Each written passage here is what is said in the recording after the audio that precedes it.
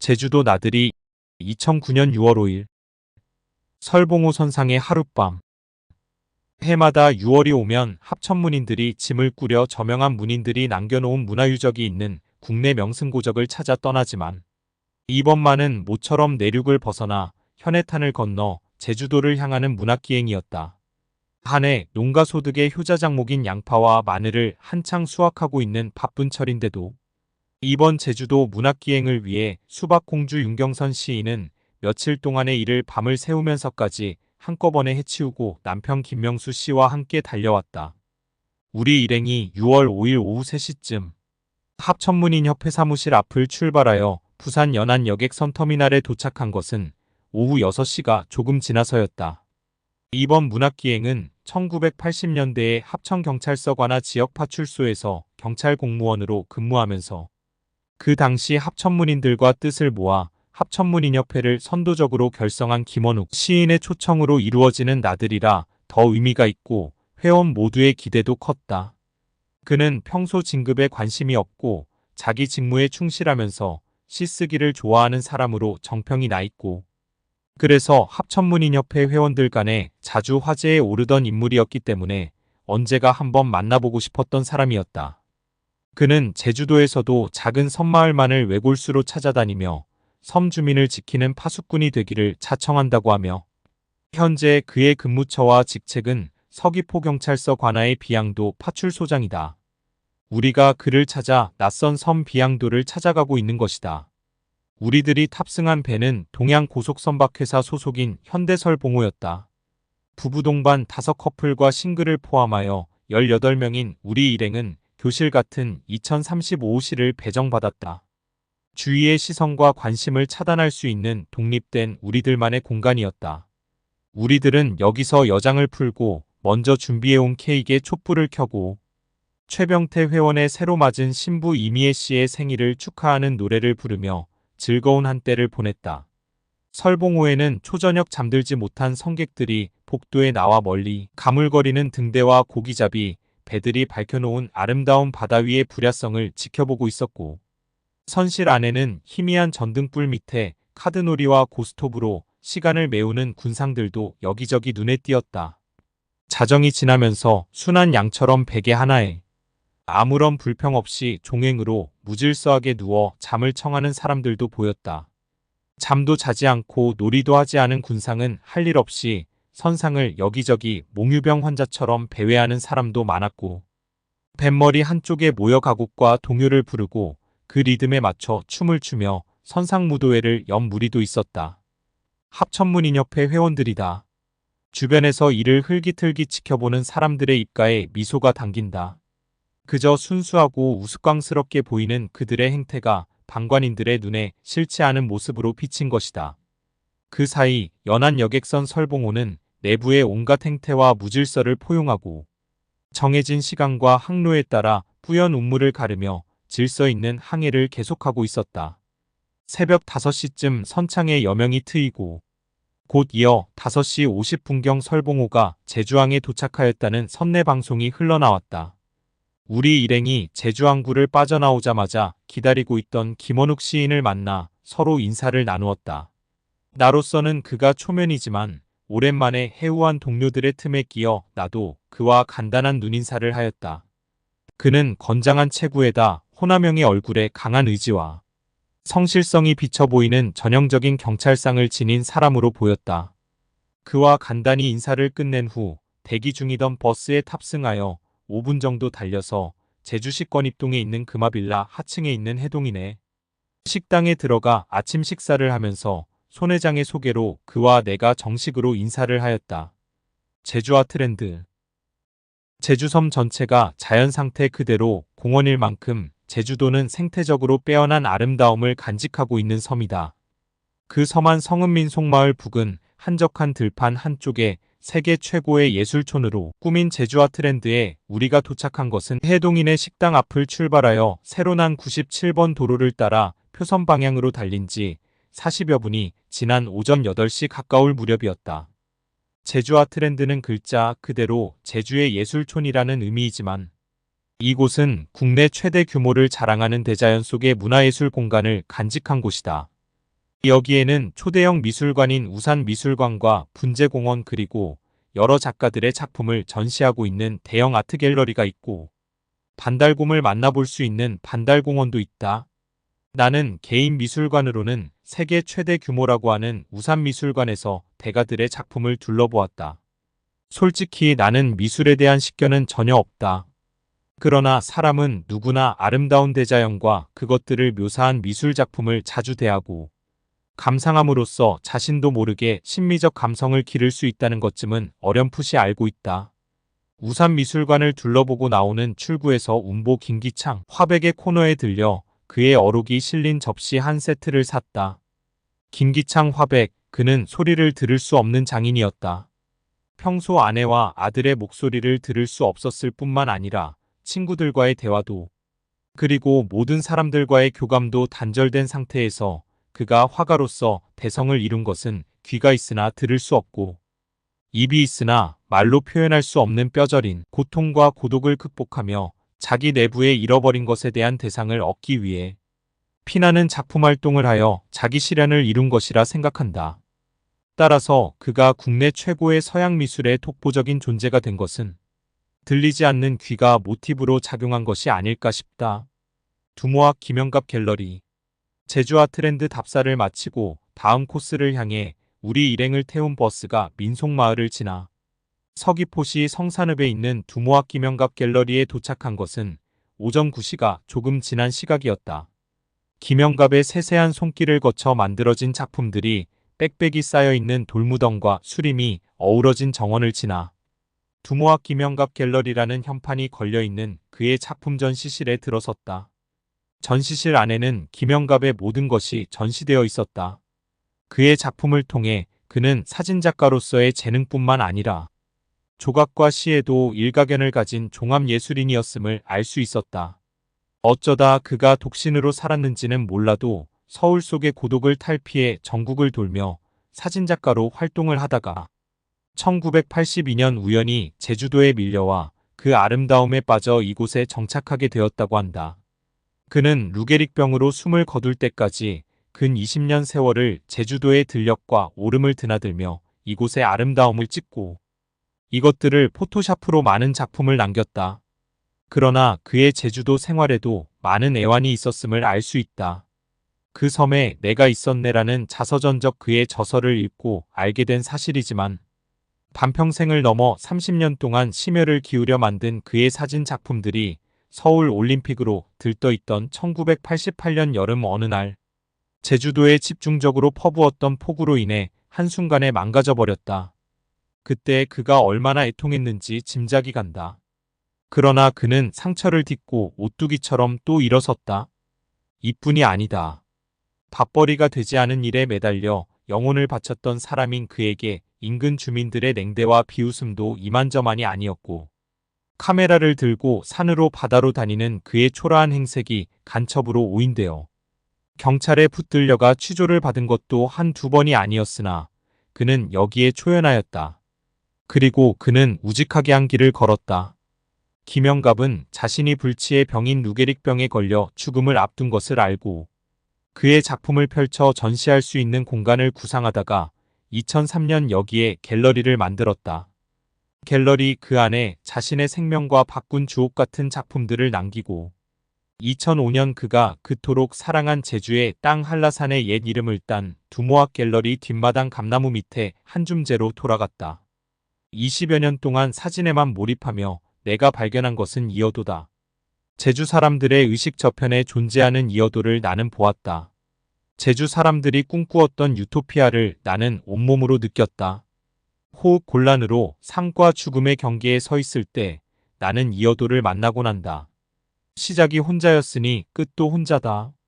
울음으로 시작된 세상, 웃음으로 끝내기 위해 하나에 몰입했다. 흙으로 돌아가 나무가 되고 풀이 되고 꽃 피우고 열매 맺기를 소망했다. 대지의 흙은 아름다운 세상을 더 눈부시게 만드는 생명의 기운이다. 흙으로 돌아갈 줄을 아는 생명은 자기 몫을 다한 뒤에 다시 흙으로 돌아간다. 만가지 생명이 씨줄로 날줄로 어우러진 세상은 참으로 아름답다. 천국보다 아름다운 세상에 살면서도 사람들은 또 다른 이어도를 꿈꾸며 살아갈 것이다. 그 섬에 내가 있었네 중에서 발췌. 김영갑 그는 주변의 비웃음과 냉대를 받으면서도 제주도를 지극히 사랑하며 제주인과 세상 모든 사람들에게 그곳의 아름다움을 알리기 위해 거기에 정착하였다.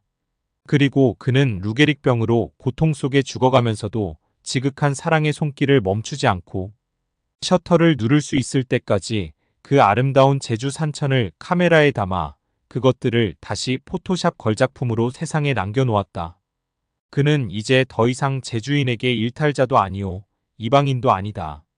제주인의 가장 추앙받는 예술인으로, 그리고 가장 성실한 이웃으로 진정한 제주인이 되어 그곳에 묻혀 있다. 그가 만들어 놓은 두모학 김영갑 갤러리 뒷마당 감나무 밑에 영원한 안식처를 마련하고 거기서 그는 지금 편히 쉬고 있는 것이다.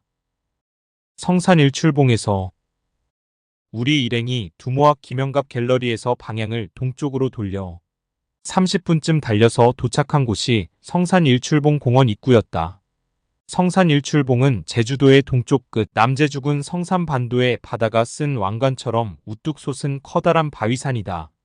해발 182m, 머리 한가운데 3만여 평의 큰 분지를 가지고 있는 이 봉우리는 바닷속에서 수중 폭발하여 굳어진 화산체라고 시기사가 버스 안에서 마이크로 안내해줬다. 내가 학창시절부터 자주 불렀던 장일남 작곡의 기다리는 마음의 가곡이 만들어진 곳이다. 화산 폭발로 형성된 천연 요새, 자연 석성 아래로 깎아지른 바위절벽, 짙푸른 바다물빛이 성산일출봉을 감싸고 돌아 자연의 신비를 더 느끼게 해주는 곳. 여기에 한 맺힌 민족의 분단 역사와 성산 주민의 비애가 서려 있다. 성산일출봉은 제주 4.3 사건 때 민병대에 끌려온 성산 마을 주민들이 앞사람이 총에 맞아 죽는 것을 보고 이어서 차례가 되면 자기도 총에 맞아 죽어간 바로 그곳이다. 죽은 시신을 처리하기가 가장 적절한 장소다. 분화구에 시신을 밀어 넣으면 매장하는 수고를 덜게 된다고 생각했을 것이다. 제주 4.3 사건은 남한의 단독정부 수립을 위한 50총선을 저지하기 위해 1948년 4월 3일을 기해서 제주도 전역에 걸쳐 북한의 사주를 받은 남조선 노동당 계열의 좌익분자들이 공무원과 경찰을 살해하고 그들의 집을 불태우며 폭동을 일으키자 경찰과 뭇에서 진군한 당시 국군 경비대 병력들이 이들을 진압하는 과정에서 빚어진 대규모 학살 사건이다. 지금의 제주도 아이들은 그때 그 상황을 아는지 모르는지 성산일출봉 그 바다에서 멱을 감고 자기 조상의 피를 마신 해변에서 논다. 이곳 주민들이 전해오는 구전에 따르면 성산 마을의 한 여인이 경찰의 손에 남편이 끌려가는 것을 봤다고 한다. 그녀는 남편의 시신이라도 찾으려고 일출봉을 오르고 또 그 해안을 헤매며 이리저리 찾아다녔지만 보이는 것은 암벽이요. 들리는 것은 바닷가의 물새 소리뿐이었다. 그녀는 남편의 시신을 찾지 못한 채 몇 달을 헤매고 다녔다. 남편을 잃고 혼자 사는 여인의 삶은 차라리 죽음만 못하였지만 아이를 키우기 위해 그녀는 그 후 고달픈 삶을 이어갔다. 남편을 끌고 간 경찰이 어느 날 그녀에게 빠져 청혼을 했다. 얄궂은 운명의 여인은 그 청혼을 받아들였다. 경찰은 그가 처형했던 남자의 아이를 키우고 자기 아이처럼 사랑했다. 그러나 이 아이가 자라서 성인이 되었을 때 자기 생부를 죽인 그 의부를 어떻게 받아들였을까? 드라마나 영화에서 볼 수 있는 픽션이 아닌 난픽션 실화이다. 감동적이면서 잔인한 역사, 슬프면서도 삶의 욕구로 가득 찬 이 아이러니한 삶이 한 맺힌 제주인의 모습이다. 한국 가곡계의 대표적인 작곡가 장일남 선생이 그의 생전에 주옥 같은 가곡 2편을 작곡하고 2006년 9월 세상을 떠났는데 그 곡이 비목과 기다리는 마음이다. 그는 이 두 가곡에서 한국인의 한해 정서를 음악에 접목시켜 우리로 하여금 이 곡을 애잔하게 부르도록 작곡하였다. 나는 널판 계단을 밟으며 성산 주민의 한 설인 일출봉 암벽 밑을 내려갔다. 짙푸른 거센 파도가 애꿎은 바위를 때리고 부서지며 붉은 피보다 더 진한 하얀 포마를 토하며 신음하고 있는 그곳에서 나는 제주 4.3 사건, 그때 청길 벼랑에 내몰려 총 맞고 떨어져 죽었던 원혼들의 한 맺힌 절규를 들었다. 그리고 피를 토해내는 원혼들의 끝나지 않은 시위도 보았다. 이념의 대립과 분단의 민족 역사가 만든 제주 4.3 사건의 비참한 주검의 원혼들이 이제는 편안하게 영면하기를 마음속으로 기원하면서 나는 다시 널판 계단을 올라 기다리는 버스에 탑승하였다. 드라마 올인의 촬영장 섭지코지를 들르다 성산 일출봉에서 차를 몰고 남쪽으로 1132번 국도를 타고 10여 분 달려와 도착한 곳이 버선코 모양으로 툭 튀어나온 섭지코지다. 섭지코지는 신양리 해수욕장과 연결되어 있었다. 해안 여기저기에 물질을 하는 해녀들이 보였다. 제주도 해녀는 좀녀라고도 부르며 상군, 중군, 하군으로 분류하는데 상군은 젊은 해녀로서 수심 30m까지, 중군 해녀는 중년의 해녀로서 수심 15m 정도, 하군 해녀는 70세 이상의 노인으로서 수심 10m 이내를 잠수하며 물질한다고 한다. 이들 해녀들은 자기 딸에게만은 자기들의 가업을 전수하지 않으려고 무트로 딸을 시집 보내기도 하고 공부시켜 다른 직업을 갖도록 하여 자기 대에서 해녀를 끝내려고 작심들을 하고 있다고 한다. 제주도 민속의 하나인 해녀들의 모습들이 머지않아 제주 해안에서도 사라질 날이 온다고 생각하니 아쉬운 마음이 앞섰다. 안내원의 설명을 들은 다음 섭지코지로 들어가는 입구에 좌정 고맙수라는 환영 현판을 보면서 우리는 드라마 올인에 나오는 수녀원을 향해 영화 폭풍 후 언덕처럼 펼쳐진 오름길을 밟았다. 이곳의 유채꽃은 제주도 어떤 지역보다 화려하고 그 아름다움이 해안의 풍광과 어우러져 미의 극치를 이룬다고 한다.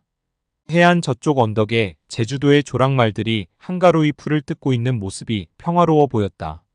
섭지코지는 바다를 향해 툭 튀어나온 자루처럼 생긴 지형을 일컫는데 끈으로 묶은 것처럼 목이 좁고 지명도 협지 좁은 땅라는 뜻의 섭지와 고지라는 뜻의 코지가 합해진 제주방언이라고 한다. 이 언덕 한쪽에 오린 로켓시에 카지노로 설치한 조립 건물도 있었다는데 비바람에 날려가 지금은 그 흔적조차 찾을 수 없다. 추상절리를 보며 이날 낮 정오를 약간 넘긴 시각의 일행은 합천사람 김인석 씨가 운영한다는 서귀포시 포선면에 소재한 돈돼지 흑돼지 식당에 들려서 제주도 민속 촌산 흑돼지 불고기와 제주도 근해에서 잡은 깔치를 진미로 차린 점심 식사를 하였다. 식사를 끝낸 후 우리 일행은 자연이 빚은 최고의 걸작품인 주상절리공원을 찾았다. 젊은 시절부터 여러 번의 제주도 방문이 있었지만 나는 이번에 처음으로 이곳 주상절리 공원을 찾아온 것이다. 한마디로 신이 아니면 저렇게 아름다운 예술작품을 조각해낼 수 없다고 판단할 정도로 그 아름다움에 매료되어 나는 한동안 그 신묘한 자태를 카메라에 담기에 분주했다. 탄성이 저절로 나온다. 이렇게 아름다운 신의 예술품을 나만 모르고 여기에 이렇게 오래 방기해 두었나 싶다. 르네상스 시대 이탈리아의 유명한 조각가 미칼렌젤로나 도나텔로도 지금 지하에서 살아나 제주도 이곳에 와서 저 아름다움의 극치인 주상절리를 본다면 나처럼 그들도 저것을 절묘하게 빚어낸 대자연의 섭리와 그것을 창조한 신의 초능력에 한없는 경외감을 느끼리라고 믿는다. 주상절리는 단면의 모양이 삼각형에서 육각형에 이르기까지 긴 기둥 모양을 이루는 절리를 말한다. 이것들은 화산암 암맥이나 용암 등의 암석에서 보인다는데 제주도 해안에는 기둥 모양의 주상절리가 절벽을 이루고 있으며 유명한 정방폭포와 천지연폭포가 이런 지형에서 형성된 폭포라고 한다. 비양도로 건너가 이날 오후 우리는 천지연폭포를 둘러보고 오후 4시를 조금 지나 한림항에 도착하여 비양도 도선을 위한 준비로 30여 분 대합실 앞에 대기하면서 서귀포문인협회 회원들과 조우하였다. 서귀포문인협회 오승철 회장은 이날 문학의 밤 행사를 비양도에서 함께 열기 위해 그동안 애써 행사 준비를 했다고 하며 우리 일행과의 만남을 크게 환영하고 있었다. 제주도문인협회 회원 중에서는 한국문인의 거목이신 한기팔 시인과 이상범 시인 등이 포진되어 있었다. 우리는 선착장 대기실에서 그들과 약식 인사를 나누었다. 우리가 탑승한 페리오는 거친 엔진 소음과 시커먼 디젤 배기가스를 바다의 여운으로 남기며 오후 5시 20분 한림항 출발 14분 만에 비양도 선착장에 도착하였다. 짐을 챙겨 선착장에서 하선한 우리 일행은 김원욱 시인이 미리 정해놓은 숙소인 아란민박집에 오후 5시 30분경 도착하여 여장을 풀었다. 저녁 식사가 준비될 때까지 나와 내 아내 이동배 시인 내외가 함께 비양도 섬 주변 저녁 산책에 나섰다. 제주도 사람들이 흔히 말하는 제주 올레길을 걸었다. 놀멍 쉬멍 걸으멍 마이너스 제주 올레길은 새로 만들어진 길은 아니다. 여기저기 숨은 길을 찾고 끊어진 것을 잊고 사라진 길은 되살렸을 뿐 싱그러운 주변의 푸른 바다를 보면서 향긋한 들꽃 향기에 취하며 귓전을 스치는 파도 소리를 벗삼아 길을 걷는 것이 제주 올레라고 한다. 우리들은 이 올레를 밟으며 비양도의 원시림과 그 속살을 훔쳐보았다. 제주에는 여기저기 봉긋봉긋 솟아있는 오름이 많다. 한가운데 다랑아리 오름인 한라산을 빙둘러 올망졸망 어머니의 젖무덤 같은 오름들이 펼쳐져 있다. 비양도의 오름도 이 중에 하나다. 비양도는 고려 목종 때 산이 바다 가운데에서 솟았는데 그 산에서는 4개의 구멍이 뚫리고 붉은 물이 5일 동안 뿜어 넘치다가 그쳤다고 한다.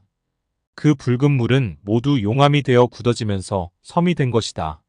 라고 기록해 놓았다. 우리는 섬을 한 바퀴 돌면서 섬 전부가 온통 검은 화산암임을 알게 되었다. 화산탄도 여기저기 뒹군다. 코끼리 모양의 큰 암석이 바다 서쪽을 향해 섬을 지키고 있는 듯 보이고 이를 비롯해서 섬의 후방에는 기이한 형상의 용암덩이를 모아 수석처럼 전시해 놓은 곳도 있다. 우리가 섬 일주도로를 한 담을 나누며 한 바퀴 도는데 1시간 정도 걸렸다. 제주도 3다의 하나인 돌이 현무암의 돌덩이라는 것은 쉽게 납득할 수 있었다. 그날 저녁 우리는 민박집에서 저녁 식사를 마치고 이 마을 회관에 모였다. 먼저 상견례를 겸한 양쪽 문인협회 회원 소개에 이어 한기팔 선생의 문학적 감수성과 문학의 지역 활성화를 주제로 한 간단한 강의와 이상범 선생의 문학을 삶의 일부로 실천해 달라는 당부 말씀이 있었다. 그 다음에는 양쪽 회원들이 번갈아 나와 시를 낭송하였는데 우리 쪽에서는 평소 숙련된 김숙혜 부지부장과 김미숙 선생님 그리고 김옥란 회원 등이 대표로 나갔으며 서귀포문인협회에서는 오승철 회장을 비롯해 3명의 회원들이 나와 진지한 신앙송회가 벌어져 이날 문학의 밤 행사 분위기를 처음부터 격조 높게 고조시켜 나갔다. 연이어 계속된 2부 행사에서는 흥겨운 분위기 속에 가요경연 대회가 벌어졌다. 한기팔 선생이 구성지게 부른 서귀포 70리는 내가 옛날 아주 어릴 때 들었던 트로트 노래여서 까맣게 잊었던 이 노래 유행 때의 옛 정서를 느끼게 해주었다. 이어서 합천문인협회 정유미 회원이 나가 가수 정미조의 개여울을 부를 때는 누구 한 사람 넋을 잃지 않고 듣지 않은 사람이 없을 정도로 모두의 마음을 사로잡았다. 당연히 재창, 삼창의 요구가 핏발쳤고 그 응답으로 그녀는 심수봉의 그때 그 사람, 백만송이 장미, 이미자의 동백아가씨 등의 노래를 그녀 특유의 보이스 컬러로 연이어 열창하여 노래가 끝날 때마다 뜨거운 박수갈채를 받았고 이어서 마이크를 잡은 김옥란 회원도 윤복희의 여러분을 그녀만의 독특한 창법으로 불러 열정의 분위기를 이어갔다. 이렇게 해서 이날 문학의 밤은 피크를 이루는 가운데 양 팀은 화기애애한 분위기 속에 서로 끈끈한 우정을 나눌 수 있었고 자정이 가까울 무렵이 돼서야 우리들은 비양리 마을 회관을 나와 숙소인 아란민박집으로 향할 수 있었다. 그동안 이 행사를 준비하는 과정에서부터 이날 밤 행사에 이르기까지 앞장서 애써주신 시인 김원욱 비양도 파출소장님과 오승철 서귀포문인협회 회장님 그리고 그 회원들이 우리들 합천문인협회 회원들을 따뜻하게 영접해준 환대의 합천문인협회 전 회원들을 대신해 깊은 감사를 드린다. 제주도 문학기행을 마치면서 우리 일행이 이튿날 비양도 아란민박집을 나와 김원욱 시인과 그리고 서귀포문인협회 회원들과의 아쉬운 작별 인사를 마치고 아침 9시 10분 비양도 선착장을 떠났다. 한리망을 향해 페리오가 서귀포 70리 바닷길을 횡단하고 있을 때는 멀어지는 파란 비양봉 하얀 등대가 점점 시야에서 가물거리며 사라지고 있었고 곧 이어 우리는 한리망에 도착하였다. 제주의 낯선 섬 비양도에서 김원욱 시인과 그리고 서귀포 문인들과 만나 함께 보낸 시간은 비록 짧은 순간이었지만 참으로 유익하고 소중한 시간으로 오래도록 우리들 기억 속에 길이 남을 것이다. 우리는 이날 오후 1시 제주발 김해행 제주여객기 탑승에 앞서 제주의 더 많은 것을 보기 위해 제주시 한림읍에 소재한 트로피카열대 한림공원을 찾아 진기한 것을 많이 볼 수 있었는데, 한라산이 폭발하면서 용암이 흘러내려 형성됐다는 협재굴 쌍용굴 등 동굴을 지나 남태평양의 정취가 물씬 풍기는 야자수 길을 걷고, 아마존강에서 채취한 대형 기암괴석이 수문장처럼 우람하게 서 있는 다양한 분재 작품들이 전시된 아름다운 분재공원을 감상하며 지나서 마지막으로 제주의 전통 문화를 살펴볼 수 있는 제안민속마을을 둘러보고 제주국제공항으로 달려갔다. 공항 검색 및 이륙 시간에 맞춰 제주공항에 도착한 우리 일행은 공항 검색대를 통과하여 제주항공의 7시 574 제주여객기에 탑승. 제주국제공항 이륙 1시간 만인 이날 오후 2시에 김해국제공항에 안착하였다.